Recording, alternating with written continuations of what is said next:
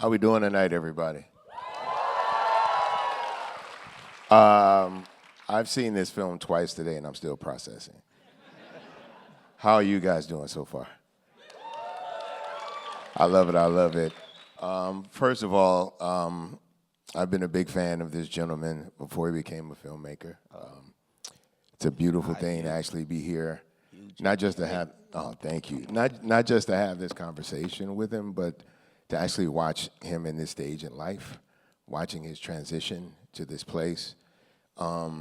It seemed off-putting in in the earlier days of him, like being presenting himself as a filmmaker, and now it just seems so natural. Like it almost felt like, wow, he made a movie. That's deep. That's dope. And now it almost seems like this is your mission. Like this is your life's calling right now. You know what I'm saying? How did you actually decide I wanted to make a film? Like the first time you wrote a script and decided I want to make a film. Well, I was in film school when we got a record deal. And that was back when even short films cost a lot of money. And that scene from Sorry to Bother You where you got 40 cents to put into the gas tank, that's how I was getting to school. And we had a tape out in the stores, and I was good at wheat pasting. So, we had our poster everywhere. And so because of that, and at the time when every label needed a group from Oakland, we were there. They offered $50,000 in 1992 dollars. That's a lot of money. That's the check and I so got from John. And also to make music. And so that's what I did with the idea that, okay, I'm going to be able to direct the music videos. But it was always, the label would be like, if you direct it, the budget is here. If you let one of these other folks direct it, the budget is there. Right. But so what I got to do was shadow them while that was happening, write the treatments, storyboard, and hang out in the editing room. So it demystified a lot of the process for me. Wow. And I always, one of those things that you're always saying, I'm gonna do this, I'm gonna do that. And so I just started saying it more so that I would not want to be a liar, like I'm gonna do it. But I didn't have a script. And one day 2010, I was feeling not so good about a couple artistic choices I made. And I was like, I'm just gonna do something where I have no idea how this is gonna pan out. I don't know how I'm gonna do it. And I wrote that first scene for Sorry to Bother You. Like I downloaded Final Draft. I was in the hotel. I was in the Roosevelt Hotel in L.A. Oh, wow, Sunset. Yeah, and I downloaded it, and it, thing about Final Draft is it looks like a movie. You get a few lines down, you're like, I got a movie. And so I just kept doing it. And so now you're on your second feature film, right? Now, I've been to the Bay before. I know that boosting is a bit of a part of the culture there. Mm-hmm. What exactly inspired you to make a movie that presented itself in one way, but eventually fleshed itself out to be something totally different? Yeah, I don't know. I like that kind of stuff. I think, what I'm. So I started out as an organizer, and when I was 14 and 15, I was helping labor organizers organize farm workers in the Central California Valley picking grapes. It was called the Anti-Racist Farm Workers Union. People that had split from Cesar Chavez because he was, at the time, deporting people. So this is in the 80s. And so a thing that I saw happening there, and I saw happening in later things that I saw, is with their campaigns, like if you're taking somebody through a strike, you're taking them through this process that all of a sudden their idea about what's around them changes. Like, who's on my side, who's not. And it ends up being kind of like falling in love. Like you fall in love, and all of a sudden the colors look different, and all of a sudden the sky looks better. Things like that, and you never notice this thing over there. And it's similar when people go when people go through campaigns that are about changing the world around them. They start having an analysis about things, and that changes the way that they look at things. So I want to combine that with the roller coaster, and have it be where you are where things feel like they're opening up, and I thought life was this, but it's really this, and so that's where that comes from. That's amazing. Now, this film presents itself in a certain way, and I think the first thing you have to talk about is the color scheme of it. It's very, very monochromatic, but still very bright in certain scenes, and then very dark in other scenes. I feel like when I see those very bright, springy, monochromatic colors, I feel like it's a homogenized version of what life really is. Like that isn't the real world. Mm-hmm. And then when you see the other scenes where they're literally living in the chicken restaurant and all of that, okay, and it's darker. It seems like they're shot darker to present the raw realism of what the reality is of these people in this film. Am I close? Yeah, I mean, actually. You're gonna hear a lot of that today. Often I'm taking stuff a thing at a time. How do I want people to feel? I think, for instance, with Sorry to Bother You, I had this plan of how things were going to get colder as we went along, and then we weren't able to do that. We weren't able to get the locations and stuff like that. So I didn't actually do that. But with this, I kind of you're right, but maybe I think there are other reasons on top of that. Like, I hate going in department stores, and I'm just a person like, I got it, let me go. I hate staying in department that's stores. what I mean. Yeah. It just feels. But I'm married, so that's I go like to vintage stores or something like that. There's a lot more colors. It's interesting to me. So I was like, I need to make this as exciting for me as it might be for somebody who's really into these clothes. Right. And so I also need to be able to work on this for a long time. And if I'm in a department store, then I'm gonna get depressed.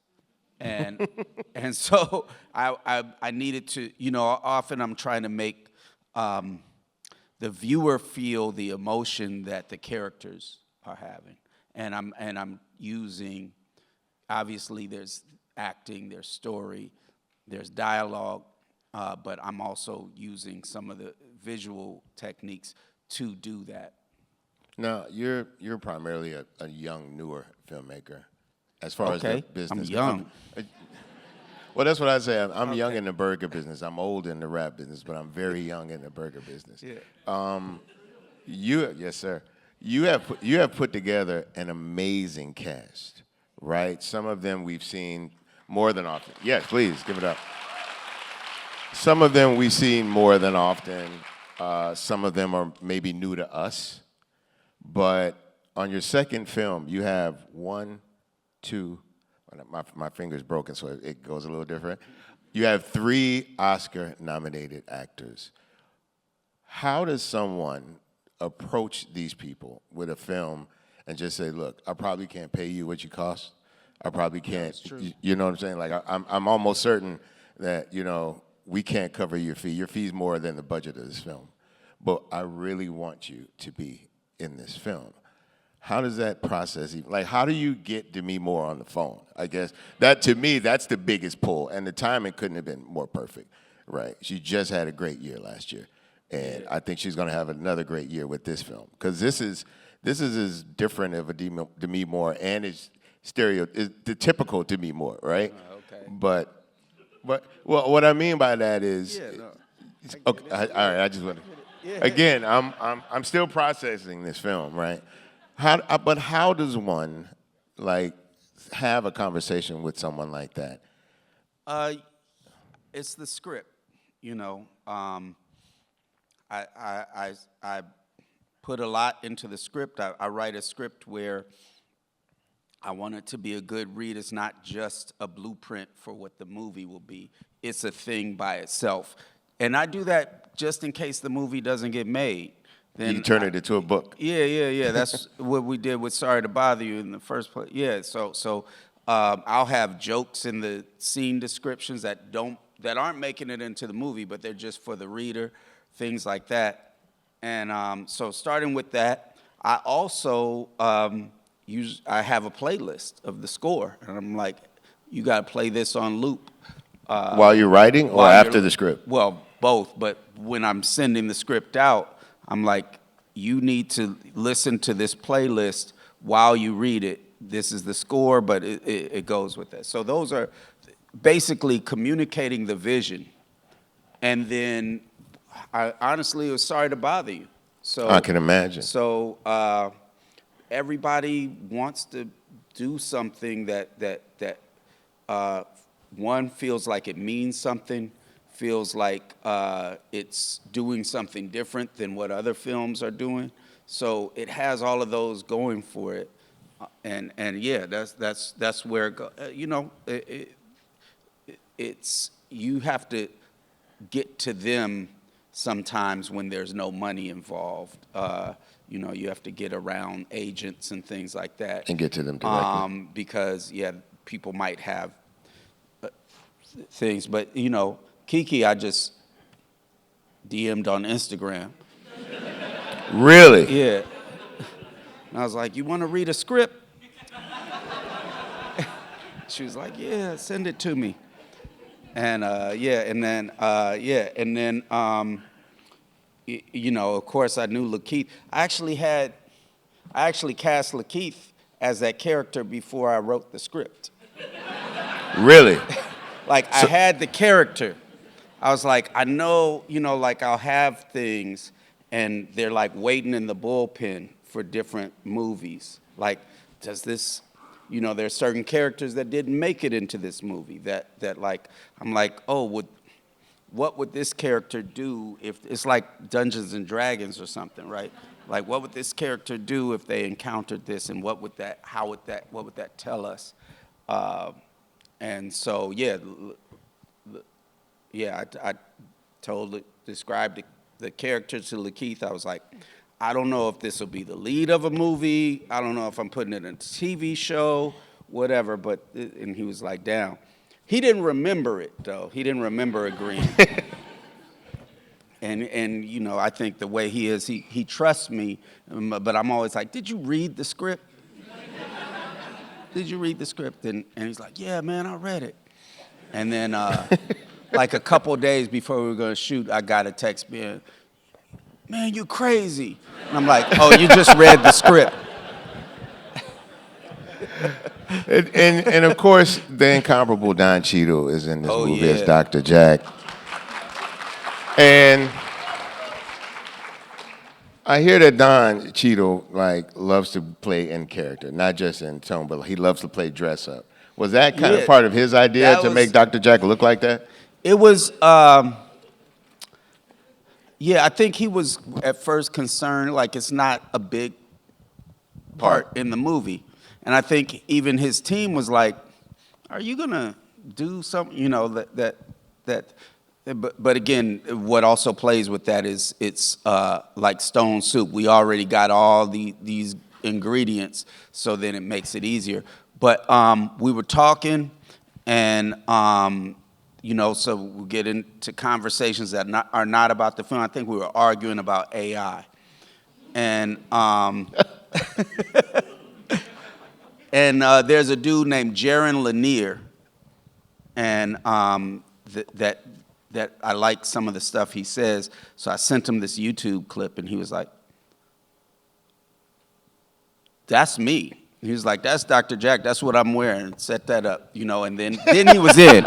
Then he was in. Like, once we figured out what the look was, once we figured out that, he wanted to do something different. And matter of fact, at first he was like, and I don't want my name in the credits or anything. Did he think he was going to be hiding behind all that makeup and those braids? Yeah. He was like, I don't want to let people figure it out little by little. And I was like, first I said, okay. And then I can't, once he was hyped, then I was like, but Don, we got to get butts in seats. We need you. And he was like, okay.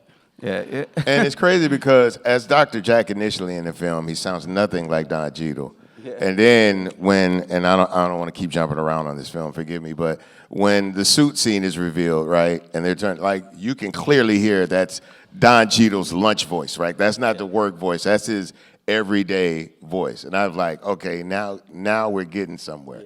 Yeah. And which that whole scene was a shake-up. I didn't not see that coming. But I think that's a credit to the pacing of this movie, right? Like, this movie consistently hits you when you're not expecting it, right? Yeah. Did you write it like that in the sense that these parts are going to be slow and then bam, kind of a thing, like, here we go? Yeah, I'm using like my feel for music with that. At one point when I was writing Sorry to Bother You, I started getting unsure, like, okay, am I just, like, because also it was hard to get people to read the script as I was going, like, and so it was, I kind of felt isolated and unsure of was it working really or was it not.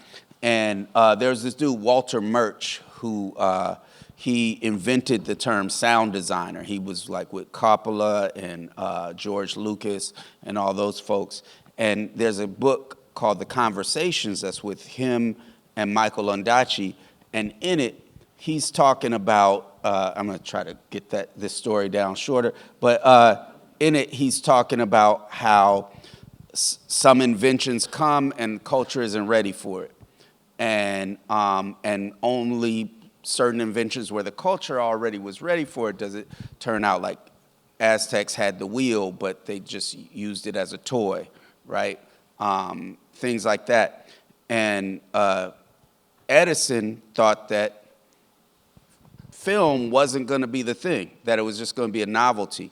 It started out with like just little clips, like YouTube clips, like here's an elephant walking, that sort of thing. And he thought, okay, that was going to be a fad because the thing was sound. Like everybody had seen paintings of people or some, depending on the money, how themselves or their reflection in the mirror or whatever. So it wasn't that big of a novelty as sound where people thought they were hearing ghosts and they thought their soul was in there. So he was like, this is the big thing. This is way bigger than film. But what Walter Murch was putting forward was the thing that made film be able to last was it being able to be long stories and wrap people up in it. And there's a disagreement. Like sometimes people are like, well, there was a 3-act play and that structure went with film. And to a certain extent, yes, but it's closer to a classical symphony where you've got all these parts. You got this fast part, then it goes down slow, and then it gets the rising. And there's different stuff happening, and this is the part where the tubas come in. And so culturally, people could understand that kind of thing. Okay, so he said all that, and then I was like, oh, okay, if music works to figure out film, I'm gonna just let myself feel the way I feel based on how I would do music. Wow. And then that's like where I'm like, okay, it feels like it's time to get to the chorus. It feels like, this one needs to, the snare needs to come out right here. Feeling those sorts of things in it and using that for rhythm and pacing, and also for like, okay, you might have a big chorus with everything comes in, so then we've got this part where she pushes back and everything's going behind her. So I'm thinking about all those things and like, yeah. And that brings me to my next question. You literally threw everything up against the wall in this film, right? Like there's so many different types of filmmaking here. You can sense the surrealism from the door, right? There's a little bit of noir in there. But my thing is, how do you write a movie and film a movie in the practical sense of a camera and a crew and all of that, knowing that the claymation part of this movie is going to have to start a little bit before we start actually filming this film? How is it to incorporate claymation into a movie like this? Because you're already dealing in a very surrealistic scene, right? And then you're adding claymation on top of that. Yeah. Like, is this something that you've wanted to work with for a while? Oh yeah, I mean, well, we worked with on Sorry to Bother You. We had stop motion, which is by these same folks, Mystery Meat, who are based out of Oakland, Reed Crawford and David Lauer. And then on I'm a Virgo, we had these animated sequences, this show that they watch called Parking Tickets, which I got on.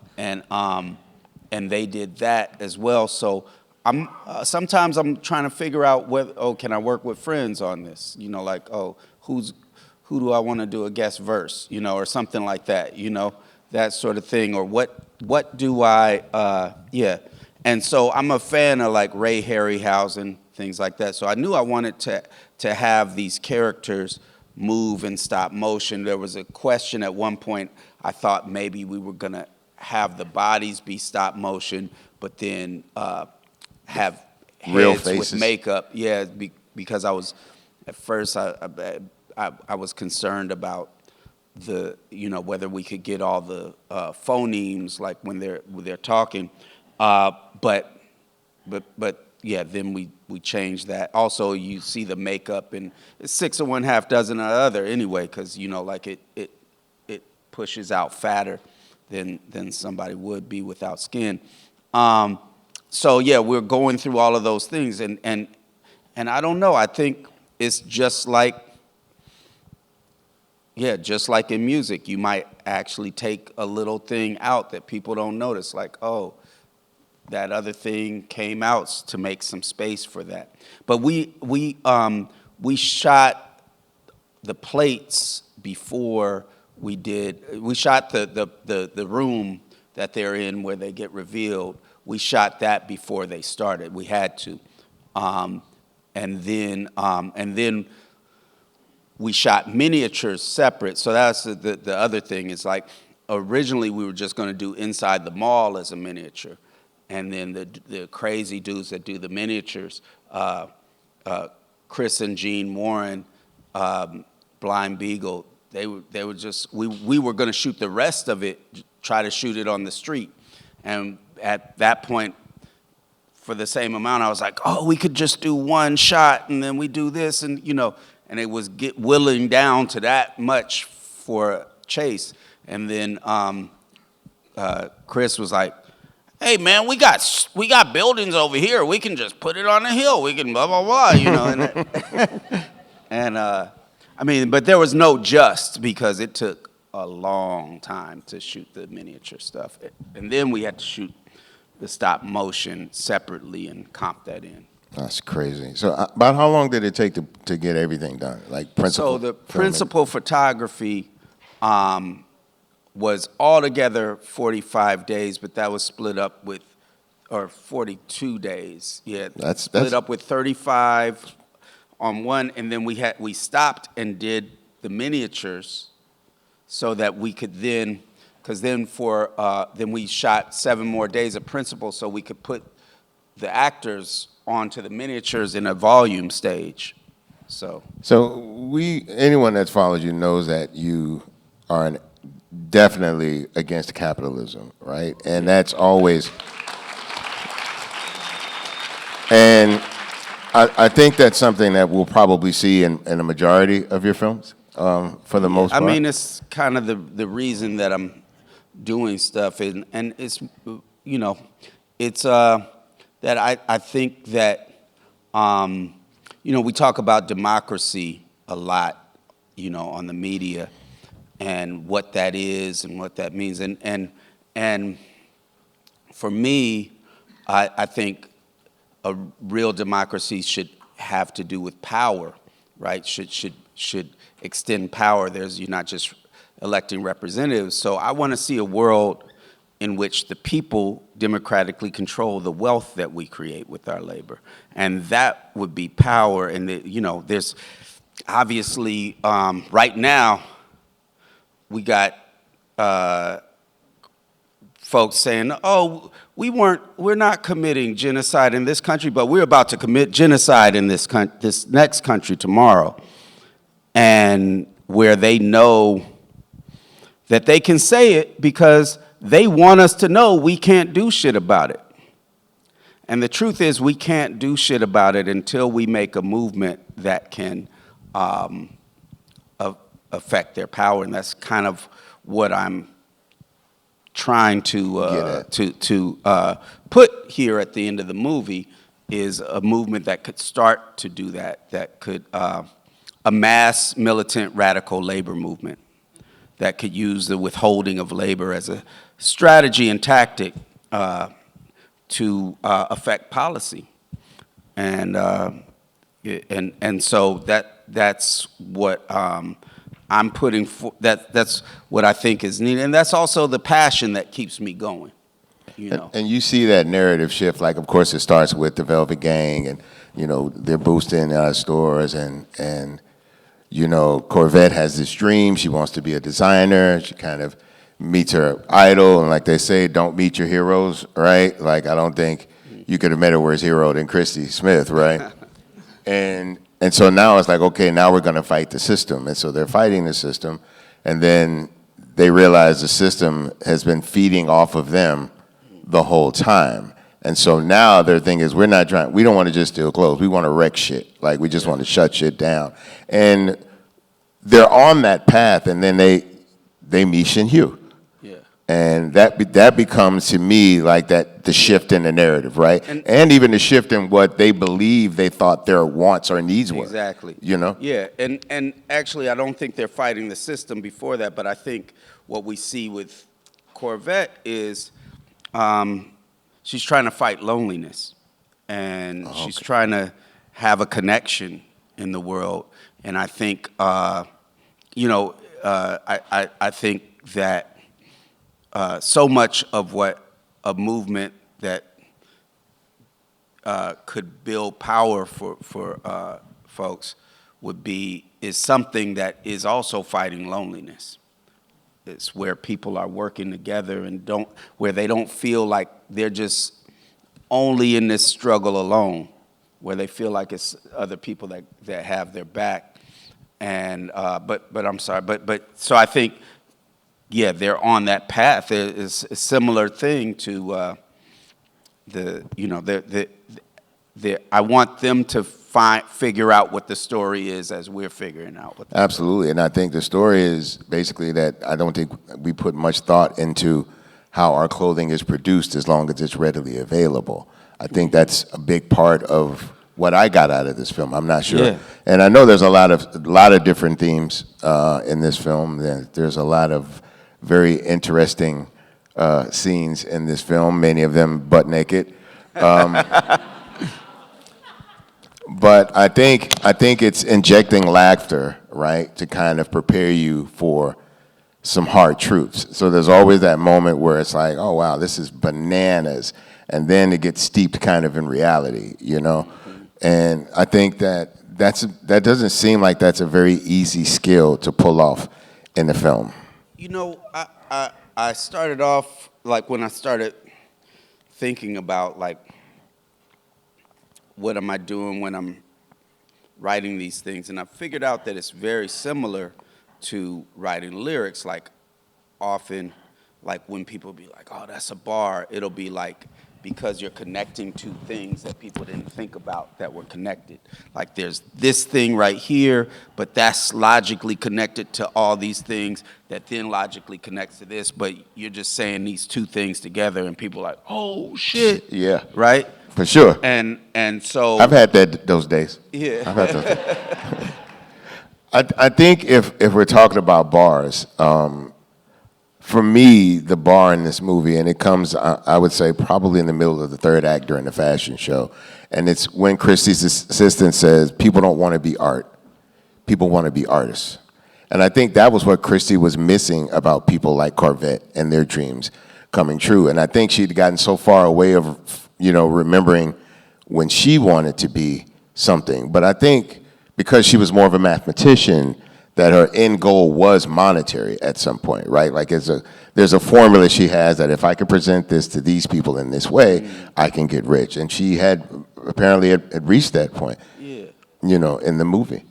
And so, and I think we got to wrap it up in a minute because we got to let you guys ask some questions. I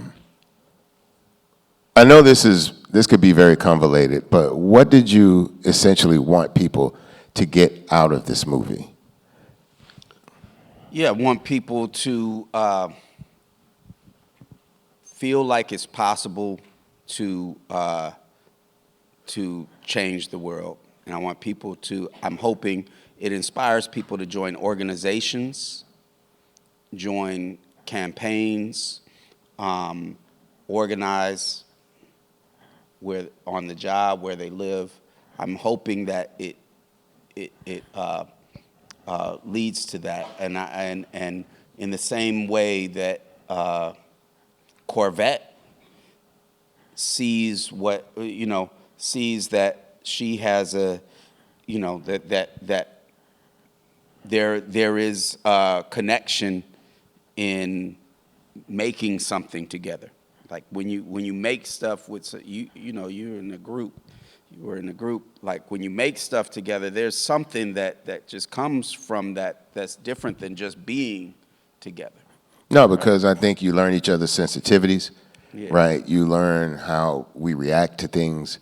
If I say this, I know you'll compliment it in your way, type of thing. And I also think that the ending message and the overall theme of this movie, I think is going to connect with people in a different way, because of the times we're living in, and I hope that it propels people to want to be active in their communities and to speak up in their communities and to hold authority to the fire in their communities. And I think we wrapped it up in a nice, tight bow in a film that presented itself as one thing, and then you realize there's a lot more residual benefit that we're actually getting from this movie if we allow it to sink in. That's why I said I'm still processing it, because I want to make sure that I'm embracing the right parts of this movie. Yeah. Like, And I'm hoping to make movies that aren't easy to sum up to somebody. One, it's a marketing thing. You got to be like, you just got to come see it, Right. Get them in the seats. But two, it's like a novel. Like, one of my favorite novels is 100 Years of Solitude by Gabriel Garcia Marquez. And it's just so full of details and juiciness and all of this stuff that, you can be like, this thing happened here, this thing happened there, but there's so much in it, and it just feels full, and, and that's what I'm trying to do. No, this film feels full. I don't think you guys left anything on the editing room table. We've got a little time to take some questions if someone would like to ask some questions. So we have mics in both corners of the room. Oh, boy. Oh, boy. That's This is a great sign. Yeah, people have some serious but questions. I don't know how we're going to do on time on this. So Yeah, let's try. we'll do as best we can. So go Christ. ahead and line up, and we'll start over here. I'm gonna try to give simple answers. Yeah, and I'm going to start us off. I'm not that good. If you ever seen the episode of The Office where Michael goes to the to the investor and stockholder meeting, Exactly. and the White's trying to find his way, and no matter which way he goes, the line gets longer. Okay, let's start it off on this side. So Bun B, we love you. University of Houston loves you. We Thank love you. your music, and we Right. love your burgers. Thank you. Thank you Yeah. for being here and for moderating. I mean, it's such an honor to have you. It is an honor. King of do H-Town. this, and I actually had never. I'd only known you from rapping. I never saw an interview, and so this is like I keep hearing all of this academic level inquiry. I did teach at intellectual. Rice University for a few Yeah, years. yeah. Okay, yeah. But I didn't go to college. I was They couldn't call me a professor because I wasn't degreed, so the highest title they could give me was distinguished lecturer at the class. But I think I did okay. Yes. I'm sorry. No problem. Thank no you more, both. No more Bun B questions. Let's get to this man. So Boots Riley, thank you so much for being here. Very quickly, I mean, this is a room full of young artists and filmmakers and choreographers and musicians.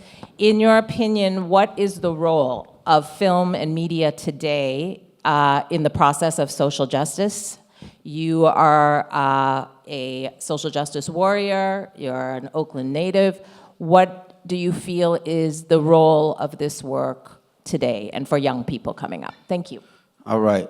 I don't give artists more responsibility or less responsibility than any human being.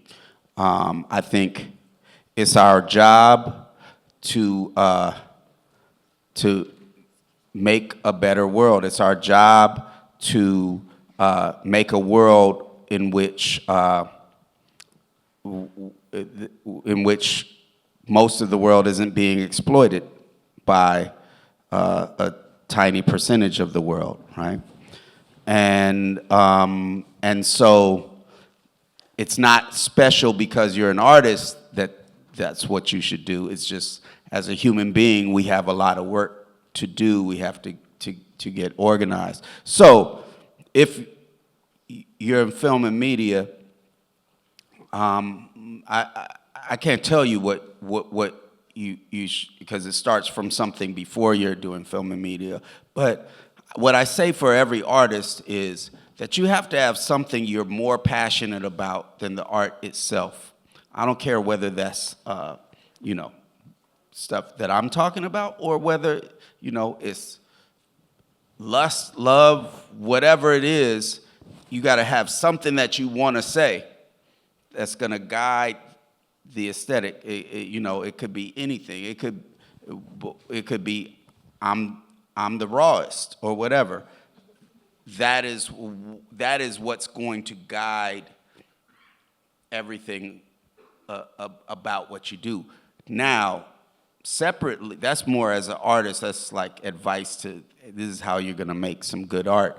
But as a humanist, look where we are right now. We have to get into organizations, parties. We need to be organizing on the job. We need something where we can take their power base. And by their power base, I mean capital. So, yeah. Cool. Hi. First of all, thanks for coming and doing this and being here. Big fan. Sorry to Bother You is one of my favorite movies. Thank you. I brought my copy just in case I could Hi. ask you to sign it. I wanted to ask, I feel like costume design plays its own hell yeah. character in this film. So I was curious, when you were writing this film, how big of a role did costume design play in the beginning process? And did you already have in mind what we saw on screen when you were coming up with the script? A little bit. I mean, it had a big role in my head, knowing that it was going to change once I got the costume designer on board. I had different reference pictures, things like that, in there, and I did, describe her design, the Keke's design that got stolen, mainly because I knew I'm not a designer. And I was like, okay, I want this design to kind of feel silly and weird, so that originally there was going to be something where like everybody was wearing that and it was going to look, strange at one point, but we only had enough money to make 8 of them. So that's the only thing that was for sure. Like, I wanted that to be that. But once I got Shirley Corrado on board, the costume designer, I was in good hands. I was like, okay, we talked about each thing. We talked about each scene and the kind of thing it was. But, I mean, she knows so much more about fashion than I do. meaning like she knows like what's out there, because she started as a stylist. So, and that's the thing is with a lot of film, especially if you're doing a fashion film and you get a costume designer, they're like, oh, this is my time. We're building everything. I'm designing this dress there, I'm designing that, blah, blah, blah. But she knew we had very little money, and I knew from her other projects that she will call people up and borrow shit. So, like, most of this stuff is Shirley using her connects to call people up and get stuff for little or free, and you know, like, just, okay, we want to rent your thing. We want to, you know, we'll take care of it, that sort of a thing, because we had a lot of costumes. But I'll tell you what, all of her ideas, I don't remember, I might have said no once, I don't know, but like, she's just like, okay, this is what I got for this scene, this is what I got for that scene. I'm like, oh, you know, it just was way over my expectations of what it could be. Now, sometimes it might have been like, let's use this in that thing, let's use that in that thing, but and switch those around. But other than that, like, it was just really easy in this case. It was very few notes. She did design, of course, the turquoise dress. Like, she was like, we got to build that, and she designed it, and we built that, and there's a few others, but it was really her, you know, her ego was in the finished product, and that's like a lot of what it has to be in filmmaking. It can't be like, oh, I'm the sound designer, we got to have all the footsteps up real high, you know what I'm saying? It has to be about the whole thing. Thank you. Hi, first of all, phenomenal film. I just want to personally give my flowers to Bun B, Trill OG, UGK for life.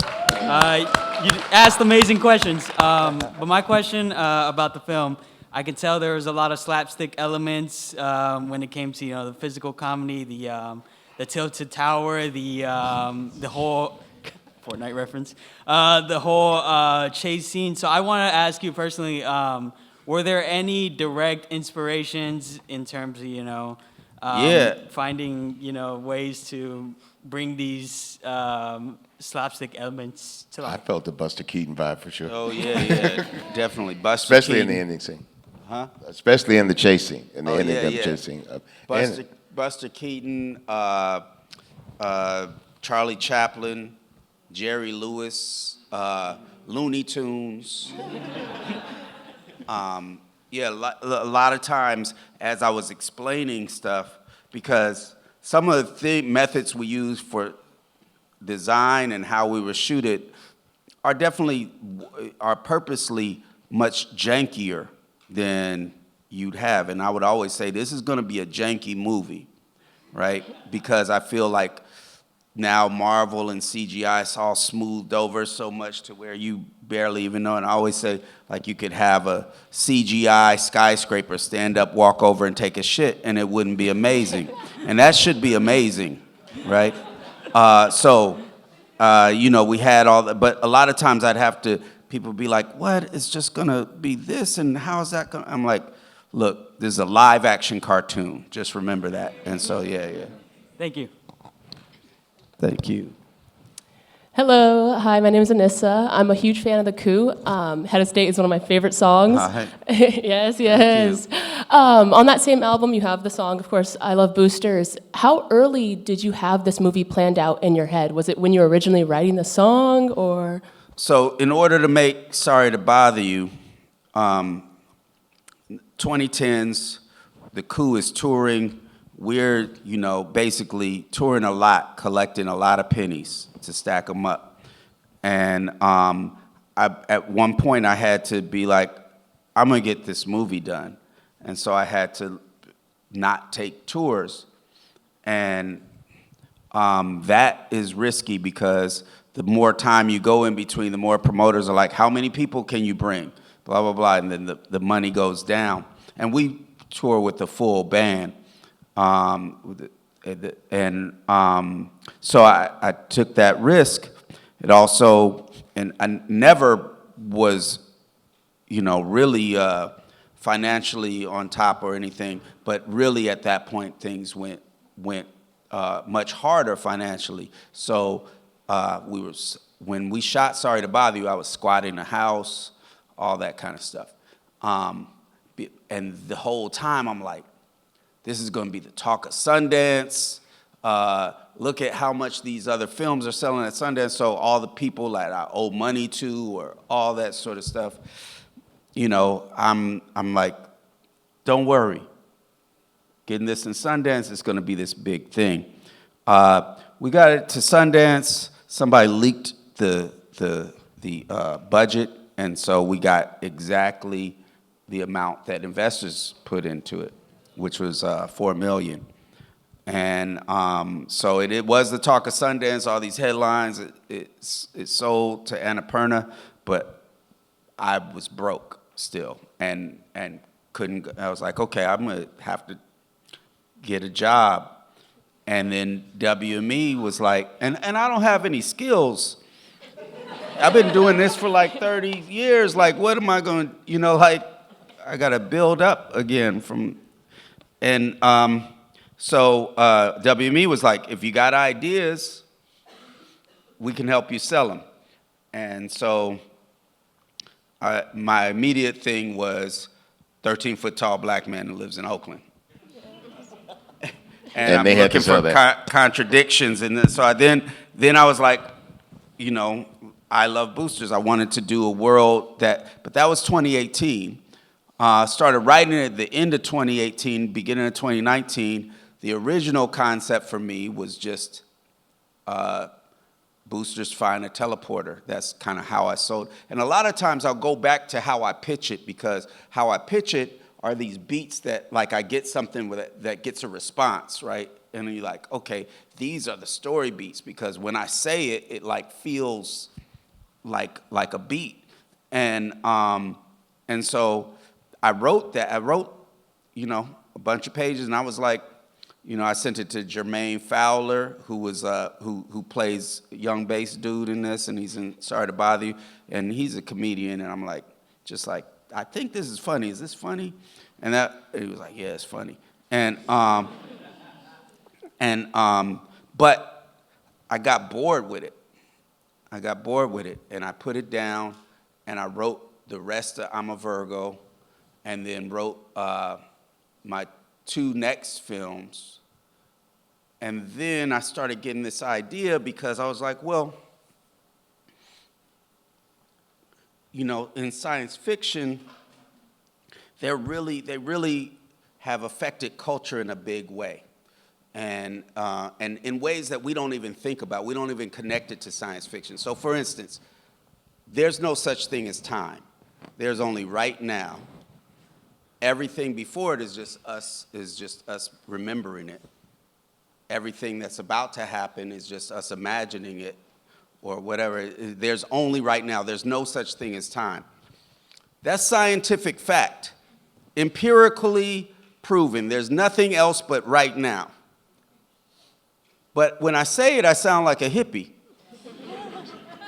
And that's because of these damn science fiction movies that have had time machines where it's like, oh, time still exists, the past still exists, we just don't have the technology to get there, right? And so I started thinking about that, and whatever, I don't mind mythology, but I was like, okay, what if that wasn't just a teleporter? Because the teleporter thing was that same thing, heightening the contradiction, like, how do I get this part of production over to that part of distribution, right? And that solved that. And it actually is based on the fact that China has teleported molecules. It sound crazy, look it up. And so I was like, okay, I have a philosophy that I am always using when I'm doing things, when I'm thinking about my life, when I'm, and I don't necessarily think about the terms involved in it, but it's how I look at life, which is dialectical materialism. And I was like, well, what if in this machine was an actual theory based on real shit.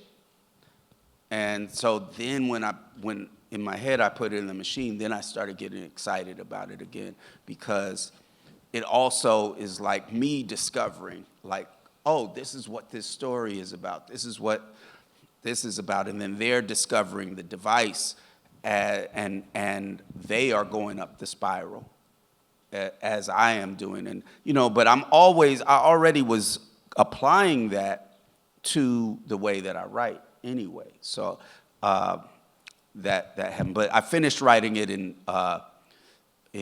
October 2021. Sorry for the long. No, that's awesome. Thank you. Yeah, all right, cool. And I think we've only got time for two Oh, more. shit. One more. Okay. Two more. I'm gonna do we can two-word only take answers. One from this side and one from this side. We apologize. All right. guys. Apologize. Sorry about that. Hi, I'm a big fan of Roland Barthes' essay, The Death of the Author, where he argues we should refocus our attention on the power of the author to the power of the text and therefore the power of the reader. I think your movie argues something similar for boosting and clothing. I was just wondering how you saw the actual act of boosting affecting our relationship with clothing and its symbol as a personal identity maker. Whoa. Okay, I'm trying to come up with a two-word answer. That is a loaded baked potato. Good luck. Yeah.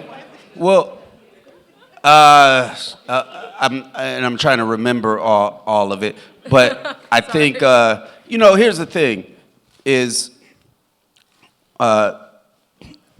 folks that are involved in illegal business are used as the scapegoat for what is wrong with the world, right?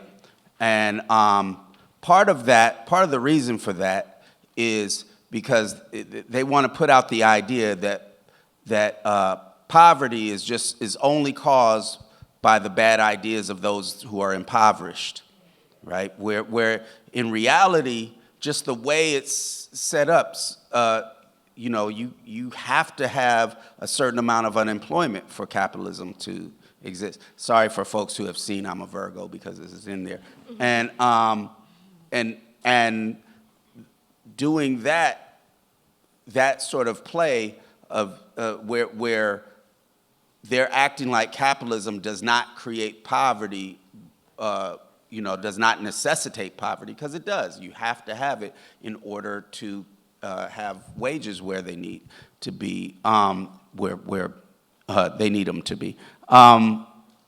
Anyway, what that does is then just say it's a culture problem, because there's a culture that's making people make bad decisions, and that's the full problem with capitalism. And so I don't know if I'm answering your question or not, but I'm probably not. But it's connected to the clothes. All of it is all connected. And so I think that's part of it, is like somebody stealing clothes, but there's theft going on to make it. Right, yeah. Thank you so much. And last question. Thank you so much for being here, setting this up. I'm grateful that y'all showed this a month early. I was gonna see it anyways, it's the day after my birthday. But sorry to bother you. I also brought Sorry to Bother You merch that I was hoping that you'd sign. But Sorry to Bother You, two things.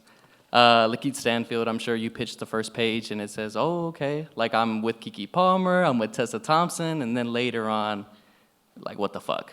But then secondly, too, is, sorry, I'm a little nervous.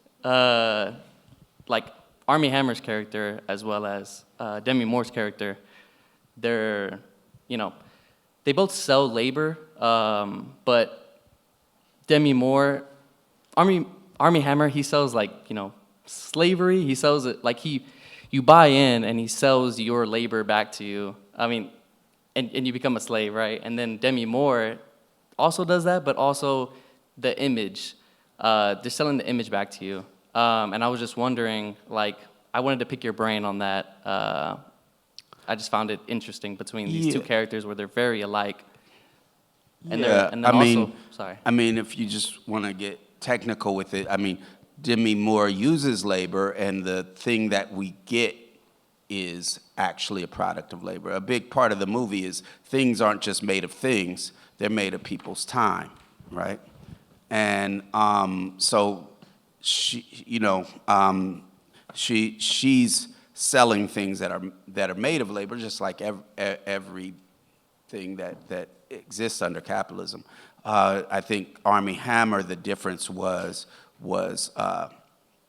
he had slaves and he was making deals with. He might have made a deal with Christy Smith to have his slaves make the clothes. Right. Also, just to add on to it, but what I found really interesting as well is the role that black people play in that product. In Armie Hammer's story, he uses LaKeith Stanfield's character to sell it, right? We need black bodies. They're very important in selling this image. And then with Demi Moore's character, they take it as well and, they put it as their own. So I just, wanted to pick your brain on that too, or just, Well, I think some of it is just the fact that in my movies, the characters, many of them are going to be black because that's the world that I mainly know. And so I'm thinking about things in relationship to those characters. And, but yeah, I think I agree with a lot of what you're saying, which is it's talking about how race and class are inseparable under capitalism. Yeah. thank you. All right. Thank you all so much. I want to thank everybody for coming out to the film tonight. One thing I want to say is this.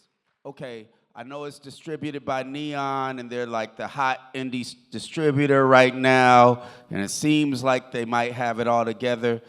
But let me tell you this: we don't got it all together. We don't got it covered. We need your help. We need this movie to be big, and it comes out on May 22nd, and I need you to, if you like this movie, post about it on everything you can post about, as many times as people don't laugh at you about, and even more. And then I need you to call theaters, make sure they got it on their screens, right? We're opening wide on May 22nd. And so we got just a short time because with Sorry to Bother You, we opened up in a few hundred theaters and we never even got more than 1,000. Right now we're opening up to at least 2,500 screens, which means we gotta make it or break it right then. And so I also need y'all to come back with a bunch of friends on May 22nd, dress in monochrome outfits together, whatever you want to do. I love that. I love that. And don't do one of these like, watch this part. Don't do that.